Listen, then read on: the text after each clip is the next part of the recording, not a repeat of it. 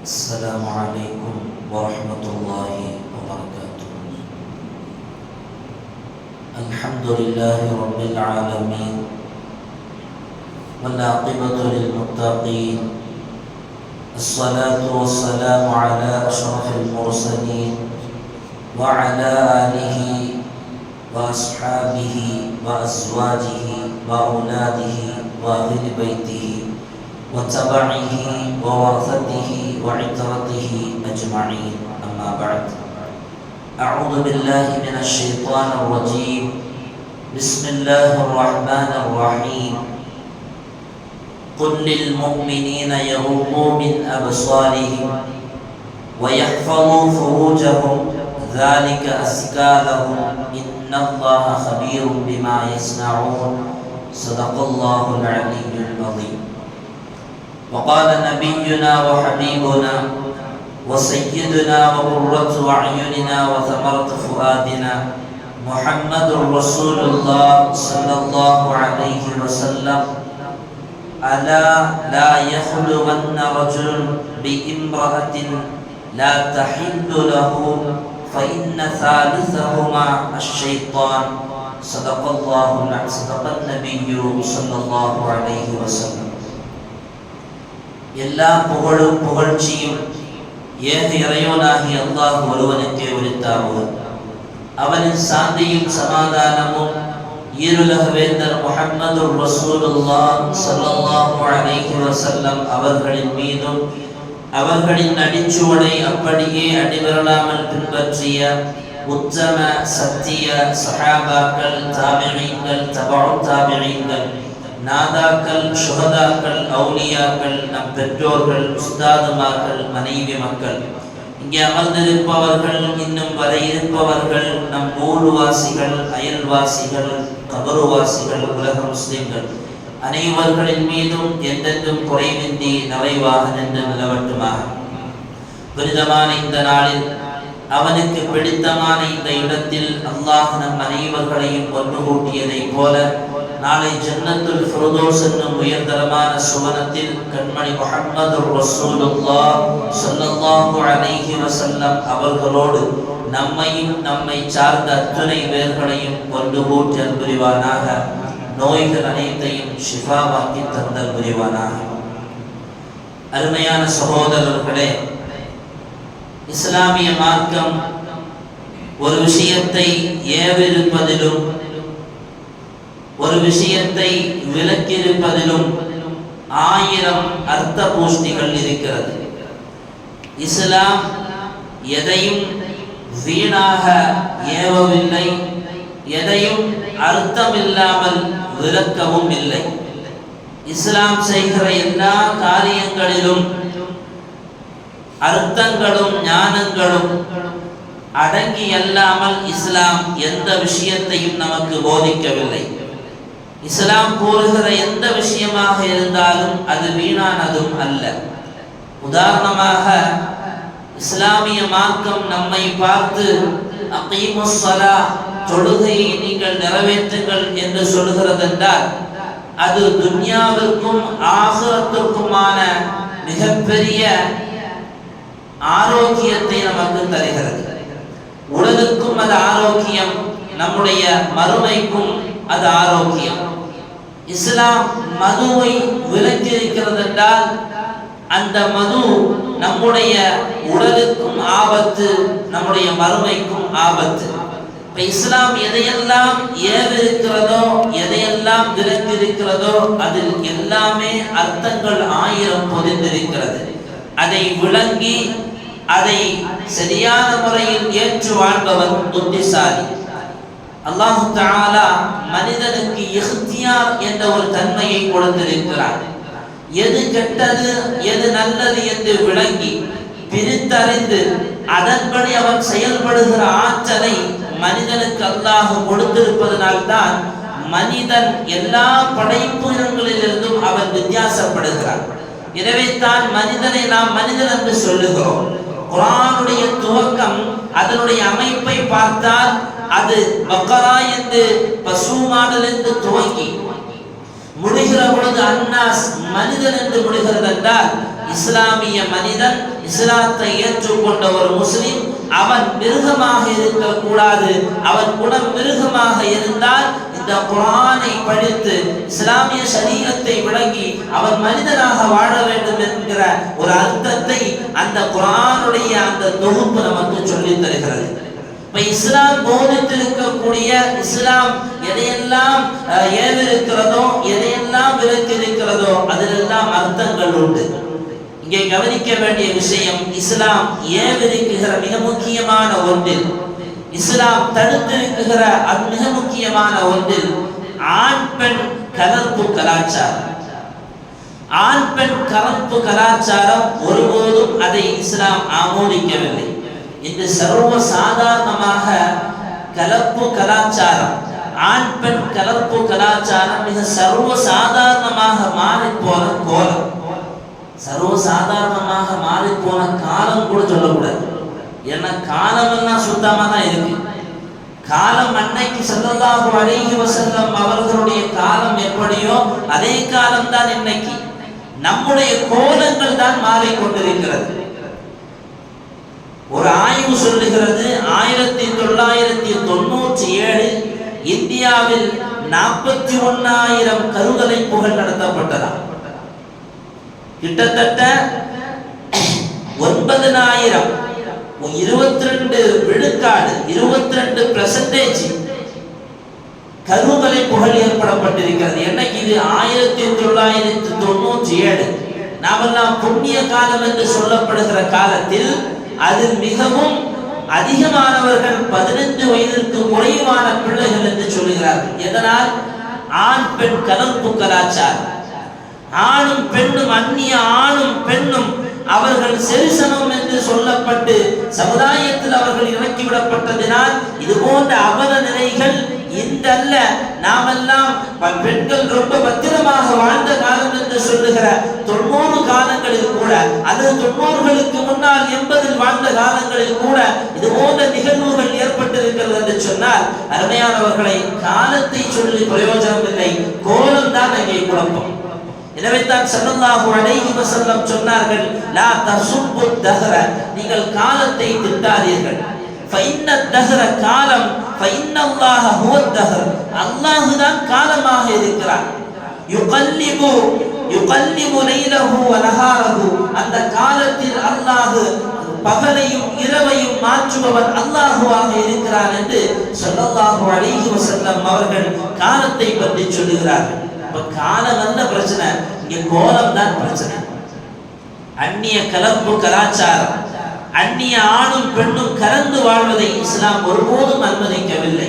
ஏராளமான பிரச்சனைகள் அதனால் ஏற்படுகிறது. ஸல்லல்லாஹு அலைஹி வஸல்லம் அவர்கள் சொல்லுகிறார்கள், லா யஹ்லுவன்ன ரஜுலுன் பிஇம்ரஅத்தின் இல்லா மஅஹா து மஹரமி. நாயகம் சொன்னார்கள், எந்த ஆணும் எந்த அந்நிய பெண்ணோடும் அவளுக்கான மகரமான ஆணோ, அதாவது அவருடைய தந்தையோ, அவருடைய சகோதரனோ, அவருடைய கணவனோ, அவருடைய மகனோ இருக்கும் நேரத்தில் அல்லாமல் அவள் தனிமையாக இருக்கிற பொழுது எந்த ஆணும் எந்த பெண்ணோடும் இருக்க வேண்டாம், எந்த வீட்டிலும் நுழைய வேண்டாம். வலா துஸாஃபிருல் மர்அத்து இல்லா மஅ தி மஹ்ரமின், ஒரு பெண் அவருடைய மகரமான ஆண், கணவன் அல்லது தந்தை அல்லது சகோதரன் அல்லது மகன், இவரோடு அல்லாமல் எந்த பெண்ணும் பயணம் செய்ய வேண்டாம் என்று இஸ்லாம் சொல்லித் தருகிறது. ஆனால் இன்னைக்கு சர்வ சாதாரணமாக மாறி போன காலம், கலாச்சாரங்கள், அது கல்யாண வீடுகளாகட்டும் அல்லது மையத்து வீடுகளாகட்டும் அல்லது ஏதாவது ஒரு நிகழ்ச்சிகளாகட்டும், அங்கெல்லாம் மிக சர்வ சாதாரணமாக பெண்களோடு கலந்து நிகழ்வுகளில் கலந்து கொள்ளக்கூடிய நிகழ்ச்சிகளை பார்க்கிறோம். இந்த தகவலை பெருமானார் அவர்கள் அங்கே சஹாபாக்களுக்கு சொன்னபோது ஒரு சஹாபி எழுந்து கேட்டார்கள், யா ரசூலல்லாஹ், நான் யுத்தத்திற்காக வேண்டி புறப்பட்டு செல்லுகிற பொழுது என்னுடைய மனைவி ஹஜ்ஜிக்கு செல்லுகிறாள், அப்படி ஹஜ்ஜிக்கு செல்லலாமா என்று கேட்டபோது நாயகம் சொன்னார்கள், இன்தலிக், நீ திரும்ப போ, நீங்கள் யுத்தத்திற்கு வர வேண்டாம். உன்னுடைய மனைவியோடு நீ ஹஜ்ஜிக்கு பயணமாக என்று பெருமானார் ஸல்லல்லாஹு அலைஹி வஸல்லம் அந்த சஹாபியை பார்த்து சொல்லுகிறார்கள். அருமையானவர்களே, இந்த ஹதீஸை கொஞ்சம் ஆய்வு செய்வோமே, இந்த ஹதீஸை கொஞ்சம் சிந்தனை செய்து பார்ப்போமே, இந்த ஹதீஸினுடைய வரிகளில் கொஞ்சம் நம்முடைய சிந்தனைகளை சுரட்டி பார்ப்போமே. லா யஹ்லுவன்ன ரஜுலுன் பிஇம்ராஅத்தின், எந்த அந்நிய பெண்ணோடும் எந்த அந்நிய ஆணும் தனிமையில் இருக்க வேண்டாம். இன்னைக்கு நம்முடைய பிள்ளைகள் படிக்க செல்லுகிற நிலைகள், நம்முடைய பிள்ளைகள் டியூஷன் செல்லுகிற நிலைகள், அந்நிய ஆடவனை தன்னுடைய நண்பன் என்று சொல்லி அழைத்துக் கொண்டு நம்முடைய வீட்டுக்கு வருகிற பொழுது, நம்முடைய பெண் பிள்ளை அழைத்து வருகிற பொழுது, என் புள்ள அவனோட படிக்கிற பையன் அழைச்சிட்டு வந்திருக்கிறான், இதுல என்ன தப்பு இருக்கு? இதுல என்ன பிரச்சனை இருக்கு? ஒரு பிரச்சனையும் இல்லை. அவன் திரும்ப அதே மாதிரி அழைச்சிட்டு எங்கேயா போயாங்கன்னா எந்த பிரச்சனையும் இல்லை.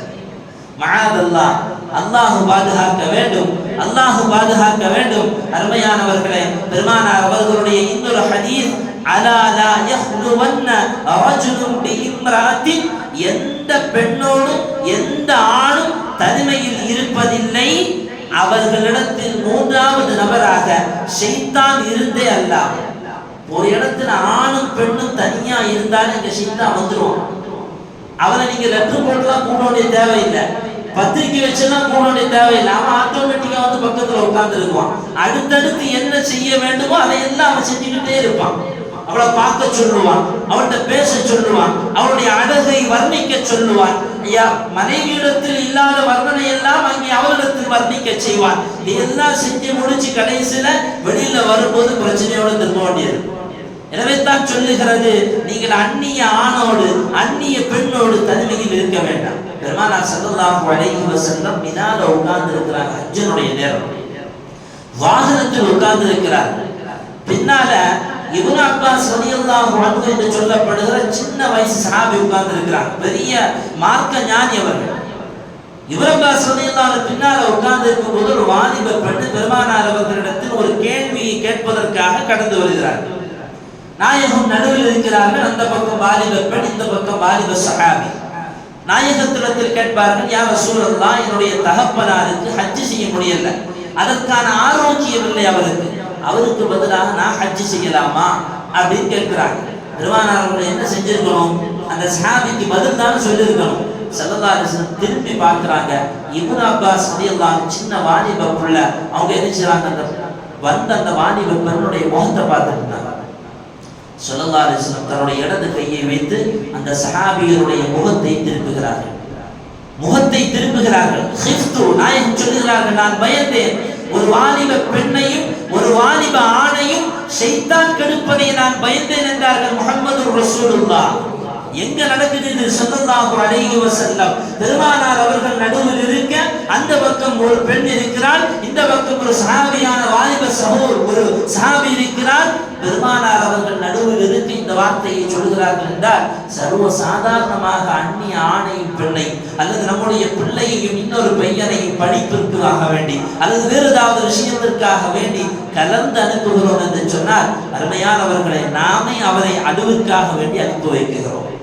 அது எந்தவித மாற்ற கருத்தும் இல்லை.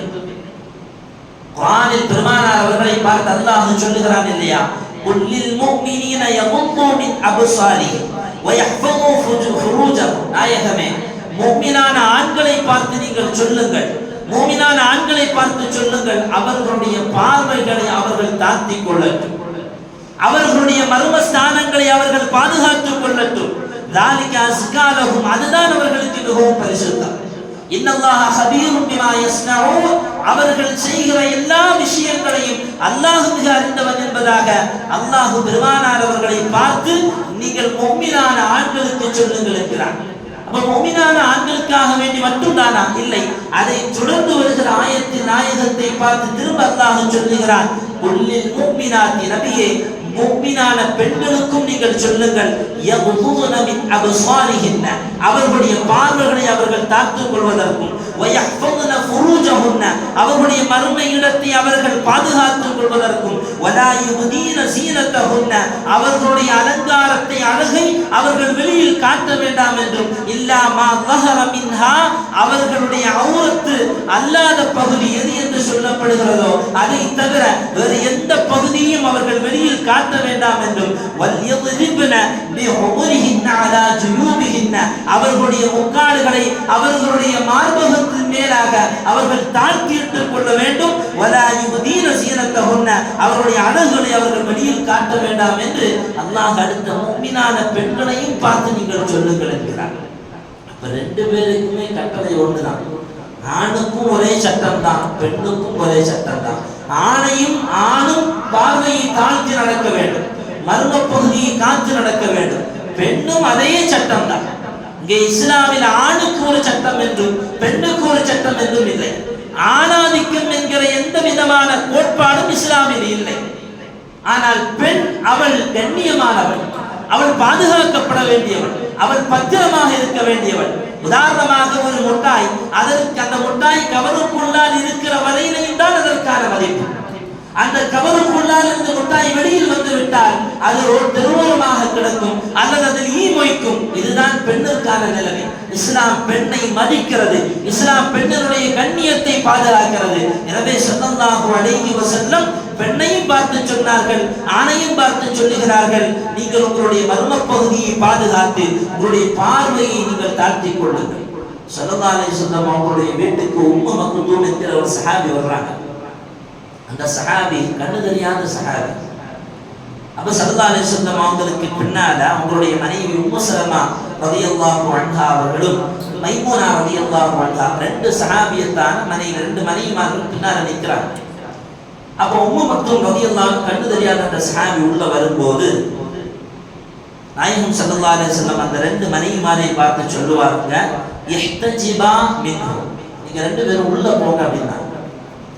நீங்க ரெண்டு பேரும் உள்ள போங்க, உம்மு மக்தூம் வருகிறார் என்று சொல்கிறார். உடனே அந்த சஹாபியத்தான பெருமானாருடைய மனைவிமார்கள் ரெண்டு பேரும் திரும்ப கேட்கிறாங்க, யா ரசூலல்லாஹ் அலைஸ ஹுவ அம்மா லா யுப்ஸிருனா, அந்த உம்மு மக்தூம் கண்ணு தெரியாதவர் அல்லவா, அவர் நம்மை பார்ப்பதற்கு வாய்ப்பு இல்லை, வலா யஅரிஃபுனா அவர் எங்களை விளங்கிக் கொள்வதற்கும் வாய்ப்பு இல்லை என்று கேட்டபோது ஸல்லல்லாஹு அலைஹி வஸல்லம் அவர்கள் திரும்ப கேட்டார்கள், அவ அமயாவானி அன்றுமா, நீங்க ரெண்டு பேர்களும் திருடர்களா?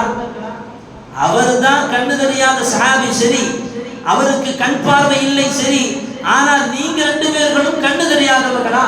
நீங்க ரெண்டு பேரும் அவரை பார்ப்பதற்கு வாய்ப்பு இருக்கிறதே, அதற்கான ஆற்றல் உங்களுக்கு இருக்கிறதே, இஹ்தஜிபா மின்ஹு, ரெண்டு பேரும் உள்ள போங்க அப்படின்னா. அருமையான சகோதரர்களே, அப்ப ஆணுக்கு எது என்ன சட்டமோ, ஒரு ஆண் அந்நிய பெண்ணை பார்க்க கூடாது என்பதை போலத்தான் ஒரு பெண்ணும் அந்நிய ஆணை பார்ப்பதற்கான அனுமதியை இஸ்லாம் ஒருபோதும் வழங்கவில்லை. பார்வை மட்டுமல்ல. ஏன் பார்வை அப்படி சொல்றாங்க? பார்வையினால் ஏற்படுகிறது அடுத்தடுத்த தடுமாற்றங்கள். சப்தத்தையும் இஸ்லாம் சொல்லுகிறது, பெண்ணுடைய சப்தம் அது அவுரத் என்று இஸ்லாம் சொல்லி தருகிறது. ஃபிக்ஹ் கிதாபுகள்ல பார்க்க முடியும், இதா உக்ரிய பாபுஹா, ஒரு பெண் வீட்டில் இருக்கும்போது அவளுடைய வீட்டு வாசல் தட்டப்பட்டது என்று சொன்னால் அவள் பிசௌத்தின் ரஹீமின், ரொம்ப மென்மையான குரல்ல பேச வேண்டாம். பல் துவல்லிது பிசௌத்தின், அவ சவுண்ட வந்து கொஞ்சம் கனமாக்கணும். அதுக்கு அழகான ஒரு வழிமுறையை ஃபிக்ஹ் கிதாபில் நமக்கு சொல்லி தருகிறார்கள். பிவதஇ அல்லஹிரி கஃபிஹா அலா ஃபமிஹா, வீட்டு வாசல்ல ஏதாவது ஒரு அந்நிய ஆண் வந்து கதவு தட்டும் போது உள்ள இருந்து சப்தம் கொடுக்கும் போது கையினுடைய மேல் பகுதியை வாயோடு சேர்த்து வைத்து வீட்டில் ஆள் இருக்கிறார்கள் என்றால் ஆள் இருக்கிறார்கள் என்றும், இல்லை என்றால் இல்லை என்றும் சப்தத்தை எழுப்புங்கள் என்று ஷரியத் நமக்கு சொல்லித் தருகிறது என்றால், அருமையானவர்களை, எந்த அளவிற்கு இஸ்லாம் அந்நிய ஆணோடு அந்நிய பெண் கலந்து வாழ்வதை, கலப்போடு இருப்பதை தடுக்கிறது என்பதை நமக்கு சொல்லி சிந்தித்து பார்க்க வேண்டும். இஸ்லாம் ஒருபோதும் அனுமதிக்கவில்லை. குர்ஆன் சொல்லுகிறது, ஃபலா தஹ்லஅன பில் கௌல், நன்மையாக பேசாதீங்க. நபிமார்களுடைய மனைவி, பெருமானாருடைய மனைவியை பார்த்து குர்ஆன் சொன்ன வார்த்தை ஃபலா தஹ்லஅன பில் கௌல், நீங்க அந்நிய ஆணோடு மென்மையாக பேசாதீர்கள். ஏன் தெரியுமா? அப்படி பேசும்போது நோய் பிடிச்சவங்க அங்க இருப்பான். ஒரு பெண்ணு ரொம்ப இஹ்லாஸான முறையில் அண்ணியோட பேசுவாங்க, நல்லா இருக்கிறீங்களா, வீட்டுல எல்லாம் நல்லா இருக்கிறாங்களா. ஆனா அவன் என்ன தெரியுமா நினைப்பான், அவன் உள்ளத்துல ஒரு நோய் இருக்கும், நல்லா அழகா பேசுறாளே, சிரிச்சு பேசுறாளே, நலம் விசாரிக்கிறாளே என்று அவனோடு தவறான முறையில் நடக்குவதற்கான வாய்ப்பை தேடுகிற ஒரு நோய் அவர் உள்ளத்தில் இருக்கும். எனவே நீங்கள் அந்நியவனோடு நீங்கள் மென்மையாக பேசாதீர்கள் என்று இஸ்லாம் பெண்களை பார்த்து சொல்லுகிறது. இதையெல்லாம் எதற்கு சொல்லி வருகிறேன் என்று சொன்னார். அருமையான சகோதரர்களை, காலம் ரொம்ப மோசம் என்று சொல்வதை விட கோலம் மோசமான நிலை. இன்னைக்கு பத்திரிகையை படிக்கிறோம். ஒரு உருவான காலமாகவே தமிழகத்திலும் தமிழகத்தை கடந்து மலையாள உலகிலையும் சினிமா துறையில் இருப்பவர்கள் செய்த அட்டூழியங்கள் என்று பத்திரிகையை படித்து பார்க்கிறோம். ஆனால் அதே சினிமா துறையை சார்ந்தவர்களைத்தான் இன்றைக்கு இருக்கக்கூடிய வாலிபர்களும் வாலிப பெண்களும் அவர்களை கடந்து வயது இருந்தவர்களும் கூட ரோல் மாடலாக எடுத்து வாழ்கிறோம். ஆனால் அத்தனையும் இன்றைக்கு அப்பட்டமாக்கப்பட்டு செய்திகள் எல்லாம் வெளியில் வருவதை பார்க்கிறோம். இது ஒன்றும் புதிதல்ல நமக்கு. அது ஒரு ஆச்சரியமான தகவலும் இல்லை, சர்வசாதாரணமாக நம்மால் புரிந்து கொள்ளக்கூடிய ஒரு விஷயம்தான். ஆனால் அதையெல்லாம் பின்பற்றி வாழுகிறோமா இல்லையா? இன்னைக்கு கையில மொபைல் வந்ததுக்கு பின்னால நாமே நடிகராக மாறக்கூடிய வாய்ப்பு. ஒரு நிமிஷம் 2 நிமிஷம் அப்படியே அந்த பக்கம் கொஞ்சமா அசைஞ்சு இந்த பக்கம் அசைஞ்சு பேக்ரவுண்ட்ல ஒரு பாட்டு போட்டு அவரும் சினிமாவுக்கு வருவதற்கான வாய்ப்பு வந்துடும். அல்லாஹ் பாதுகாக்க வேண்டும். இதை நாம் ஒருபோதுமே அதற்கு அனுமதி கொடுக்க கூடாது. நம்முடைய பிள்ளைகளுக்கும் சரிதான், நம்முடைய மனைவிமார்களுக்கும் சரிதான், நாமும் சரிதான். அதில் கவனமாக இருக்க வேண்டும். பெருமானார் ஸல்லல்லாஹு அலைஹி வஸல்லம் அவர்களிடத்தில் ஒரு சஹாபியத்தான ஒரு பெண்மணி வந்து கேட்பார், யா ரசூலல்லாஹ், ஆண்கள் எல்லாம் யுத்தத்திற்கு செல்கிறார்கள், நன்மைகளை அள்ளி எடுக்கிறார்கள், ஏராளமான சிறப்புக்கு சொந்தக்காரர்களாக இருக்கிறார்கள். எங்களுக்கு அப்படி எதுவுமே சிறப்பு இல்லை, நாங்க யுத்தத்துக்கு போறதுக்கான அனுமதி இல்லை, இது போன்ற சிறப்புகள் எங்களுக்கு இல்லை என்று சொன்ன போது பெருமானார் அவர்கள் அந்த சஹாபியத்தான பெண்களை பார்த்து சொன்னார்கள், மன் கஅத மின் குன்ன ஃபீ பைத்திஹா ஃபஇன்னஹா துத்ரிகு அமலல் முஜாஹிதீன ஃபீ ஸபீலில்லாஹ். அந்த வந்த சஹாபியத்தான பெண்களை பார்த்து சொன்னார்கள், ஒரு பெண், உங்களிலிருந்து ஒரு பெண், அவள் அவருடைய வீட்டிலேயே இருந்தால் அவள் யுத்தத்திற்கு செல்லக்கூடிய தியாகிகளின், அல்லாஹ்வுடைய பாதையில் செல்லக்கூடிய தியாகிகளின் நன்மையை அவள் பெற்றுக் கொள்வாள் என்கிறார். ஒரு பெண் அவள் வீட்டில் ஒழுக்கமா இருந்தாலே யுத்தத்திற்கு செல்லுபவருடைய நன்மையை அவர் பெற்றுக் கொள்வார். எனவே தான் சில நேரங்கள்ல ஏதாவது போராட்டங்களோ ஏதாவது அசம்பாவிதங்களோ வருகிற பொழுது பெண்களையும் அழைத்து கொண்டு போராட்ட களங்களில் செல்லுகிற பொழுது ஆலிம்களும் மார்க்க ஞானத்தை பெற்ற நன்மக்களும் அது வேண்டாம் என்று தடுப்பது. ஒரு பெண் அவள் வீட்டில் இருக்கிறதா சிறப்பு, அவள் வீட்டை விட்டு வெளியே செல்வது ஒருபோதும் மார்க்கம் அனுமதிக்கவில்லை. இன்னல் மர்அத அவ்ரத்துன் ஃபஇதா ஹரஜத் இஸ்தஷ்ரஃபஹ ஷைத்தான். ஒரு பெண் அவள் தேவையில்லாமல் வெளியில் செல்கிறாள் என்றால், இஸ்லாம் சொன்ன முறையில் தன்னை மறைத்துக் கொள்ளாமல் அவள் வெளியில் செல்கிறாள் என்றால் இஸ்தஷ்ரஃபஹ ஷைத்தான், அவளை ஷைத்தான் அந்நியவனுடைய கண்ணுக்கு அழகாக காட்டுகிறான். ஃபஅக்ரபு மா தகூனு, அவள் அல்லாஹ்விடத்தில் நெருங்குவதற்கு மிகவும் வாய்ப்பான இடம் அவளுடைய வீட்டின் அறையில் அவள் இருப்பதுதான் அல்லாஹ்விடத்தில் மிகவும் நெருங்குவதற்கான வாய்ப்பு என்று பெருமானார் ஸல்லல்லாஹு அலைஹி வஸல்லம் அவர்கள் பெண்களுடைய விஷயத்தை சொல்லி தருகிறார்கள். அப்படின்னா பெண்களை இஸ்லாம் ஒடுக்குகிறதா? பெண்களை இஸ்லாம் வெளியில் வர வேண்டாம் என்று சொல்லுகிறதா? ஒருபோதும் இல்லை. ரலியல்லாஹு அன்ஹு அவங்கள்ட்ட இப்னு அப்பாஸ் ரலியல்லாஹு அன்ஹு என்கிற சஹாபி கேட்கிறார்கள், ரொம்ப வருஷமா உங்கள்கிட்ட ஒரு விஷயம் கேட்கணும்னு நினைக்கிறாங்க, இப்ப கேட்கலாமா என்று சொல்லி கேட்பார்கள். பெண்களை பற்றி கேட்பார்கள். அப்ப உமர் ரலியல்லாஹு அன்ஹு அவர்கள் சொல்லுவார்கள், இன்னா குன்னா ஃபில் ஜாஹிலிய்யத், நாங்க ஜாஹிலியா காலகட்டத்தில் இருந்த போது, இஸ்லாம் எங்களுக்கு வந்து சேர்வதற்கு முன்னால் நாங்கள் அறியாமை காலத்தில் இருந்த போது பெண்களை ஒரு எந்த விதமான மதிப்பையும் அவர்களுக்கு நாங்கள் கொடுத்ததில்லை. பெண்களுக்கு எந்தவித மரியாதையும் எங்களிடத்தில் இல்லை. லாஷை, அவர்களை ஒரு வஸ்துவாக கூட நாங்கள் மதிக்கவில்லை. இஸ்லாம் வந்ததற்கு பின்னால் தான் ஹத்தா அன்ஸலல்லாஹு ஃபீஹின் அன்ஸல, அல்லாஹ் அவர்கள் விஷயமாக ஆயத்தை இறக்கிய போது தான் அவர்களை நாங்கள் மதிக்க ஆரம்பித்தோம். அவர்களுக்கும் சொத்துரிமை என்று இஸ்லாம் போதித்த போது தான் அவர்களுக்கான பங்குகளை கொடுக்க ஆரம்பித்தோம். இஸ்லாம் ஒருபோதும் பெண்களை ஒடுக்கவில்லை. ஆனால் இஸ்லாம் சொன்ன முறையில் வாழ வேண்டும். இஸ்லாம் சொன்ன முறையில் வாழ வேண்டும். சர்வசாதாரணமாக அந்நிய ஆணும் பெண்ணும் கலந்து வாழ்வது என்பது ஏராளமான குழப்பங்களை ஏற்படுத்தியது. இஸ்லாமுடைய ஷரீஅத்துடைய சட்டம் வந்ததற்கு பின்னால சஹாபா பெருமக்கள் ரொம்ப கச்சிதமாக வாழ்ந்தார்கள். அதுவரையிலையும் அந்நியவர் பெண்களோடு பேசியிருந்தார், அந்நிய பெண்களோடு பழகியிருந்தார். இஸ்லாம் போதித்ததற்கு பின்னால் சஹாபாக்கள் இருந்து விலகி வாழ்ந்தார்கள். குர்ஆன் ஒரு ஆயத்து நமக்கு தெரியும். வலா தன்கிஹுல் முஷ்ரிகாத்தி ஹத்தா யுமின்ன வலாமத்துன் முஃமினத்துன் கைரும் மின் முஷ்ரிகத்தின் என்று துவங்குகிற அந்த மூன்றாவது ஜுஸு அல்லது இரண்டாவது ஜுஸுல் வருகிற அந்த ஆயத்து அதில் ஒரு நிகழ்வை அல்லாஹ் சொல்லி காட்டுகிறார். பெருமானார் ஸல்லல்லாஹு அலைஹி வஸல்லம் அவருடைய காலகட்டத்தில் ஒரு சஹாபி இருந்தார். அந்த சஹாபி கன்னாஸ் இப்னு ஹுசைனுல் கனபி என்கிற கோத்திரத்தை சார்ந்த அந்த கன்னாஸ் என்கிற சஹாபி அவர்கள் அல்லாஹ்வுடைய ரசூலுடைய கூட்டத்திலிருந்து சஹாபாக்களிடத்திலிருந்து யாராவது ஒருவர் சிறை பிடிக்கப்பட்டால் சப்தம் இல்லாமல் அந்த சிறை பிடிக்கப்பட்டவரை போய் அந்த இடத்தில் போய் பார்த்து அவரை அப்படியே யாருக்கும் தெரியாமல் சிறுவன் ரகசியமாக அழைத்து வருகிற திறமை படைத்தவராக இந்த கன்னாஸ் இப்னு ஹுசைன் என்கிற சஹாபி இருந்தார். அப்போ ஒரு யுத்தத்திற்கு பின்னால சில சஹாபாக்கள் மக்கா நகரத்தில் சிறை பிடிக்கப்பட்டிருந்தார். அப்ப ஸல்லல்லாஹு அலைஹி வஸல்லம் இந்த சஹாபி அனுப்பி வைக்கிறார். இந்த சஹாபி போறார். இரவு நேரத்தில் போய் அங்கே சிறை பிடிக்கப்பட்ட சஹாபிகளை அங்கிருந்து விடுவித்து கொண்டு வருவதற்காக சென்ற போது வழியில வச்சு அனாக் அப்படின்னு சொல்லி ஒரு பெண்ணை தடுத்து நிறுத்துறான். இந்த அனாக் யார் அப்படின்னு சொன்னா, அந்த சஹாபி இஸ்லாத்தில் வருவதற்கு முன்னால் ஜாஹிலியா காலகட்டத்தில் ரெண்டு பேரும் ஒருத்தருக்கு ஒருத்தர் நேசித்திருந்தார், ஒருத்தருக்கு ஒருத்தர் பழகி இருந்தார். அதனால இந்த அனாக் என்கிற அந்த பெண்ணு வழியில வச்சு நிப்பாட்டலாம். இவங்க வேற வேலையா போறாங்க மக்காவுக்கு மதீனாவுல இருந்து, இடையில நிப்பாட்டலாம். நிப்பாட்டி சொல்றான், நம்ம ஜாஹிலியா காலகட்டத்திலே நம்ம முன்னால பழகினோமே, நம்ம ரெண்டு பேரும் இணக்கமா இருந்தோமே, ஒருத்தருக்கு ஒருத்தர் நேசித்திருந்தோமே, அது மாதிரி இருக்கலாமே சொல்லிட்டு அவன் நெருக்கி போறான். அப்ப இந்த சஹாபி சொல்றாங்க, இல்ல அன்னல் இஸ்லாம ஹர்ரமமா கான ஃபில் ஜாஹிலியா, அறியாமை காலகட்டத்தில் இருந்த பழக்க வழக்கங்களை எல்லாம் இஸ்லாம் தடுத்து இருக்கிறது. ஆனா நான் கூட பழக மாட்டேன், உங்க கூட பேச மாட்டேன், இஸ்லாம் அதை தடுத்து இருக்கிறது என்று சொல்லுகிறார்.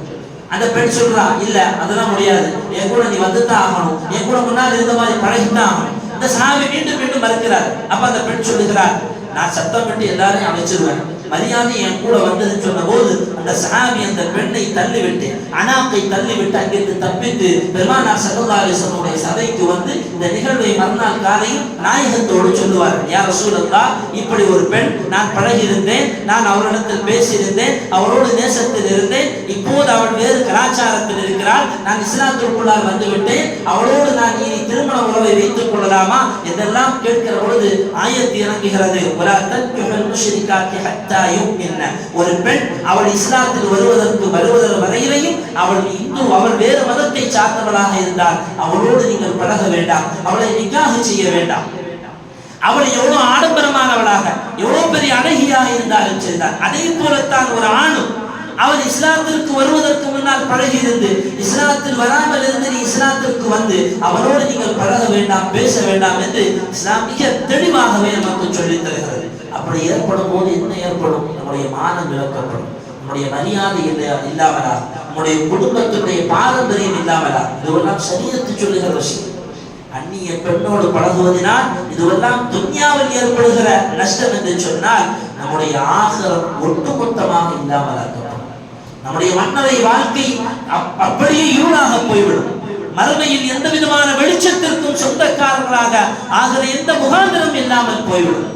எனவே அருமையானவர்களே, அந்நிய பெண்ணோடு பழகுவதை இஸ்லாம் ஒருபோது நமக்கு அனுமதிக்கவில்லை.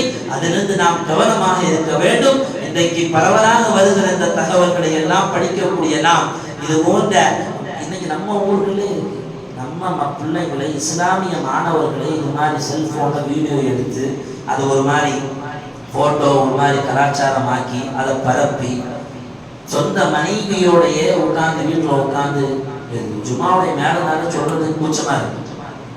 ஒரு மாதிரி அங்கேயும் இங்கேயும் அசைஞ்சு அதை வீடியோ எடுத்து பரப்பி மஆதல்லாஹ், அருமையான சகோதரர்களை, சொந்த மனைவியை அடுத்தவருக்கு அழகாக்கி காட்டுகிறார் என்று சொன்னால் அவனை போல இழிவானவன் இந்த உலகத்தில் வேற யாரும் இல்லை. இஸ்லாம் அப்படி பாதுகாத்து வை என்று சொல்லுகிறது. அடுத்த பெண்ணை கூட நீ பாதுகாத்து வாழ என்று சொல்லும் போது சொந்த மனைவியுடைய வீடியோல காமிக்கிறதுனால என்ன பிரயோஜனம்? என்ன பிரயோஜனம் ஏற்பட்டு விடும்? அதுவெல்லாம் மிகப்பெரிய அழிவுக்கு தான் அதெல்லாம் கொண்டு போய் செல்லும். எனவே கவனமாக வாழ வேண்டும். அல்லாஹ் சுப்ஹானஹு வ தஆலா இது போன்ற சீரழிவுகளில் இருந்து அல்லாஹ் நம்மை பாதுகாத்து புரிவானாக. அந்நிய பெண்களோடு கலந்து ஒரு மாதிரியான பழக்கங்களை ஏற்படுத்த வேண்டும் என்கிற எல்லாவித கெட்ட எண்ணங்களிலிருந்தும் கெட்ட சூழல்களிலிருந்தும் அல்லாஹ் நம்மை பாதுகாத்து புரிவானாக. அவன் புரிந்து கொள்ளக்கூடிய